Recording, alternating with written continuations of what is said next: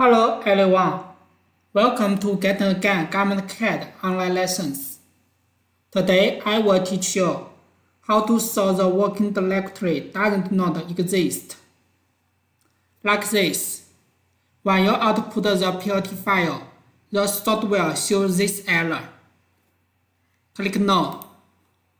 Click Plot Tool.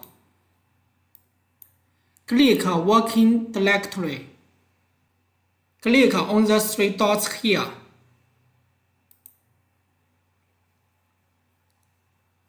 Find your plotter's working folder.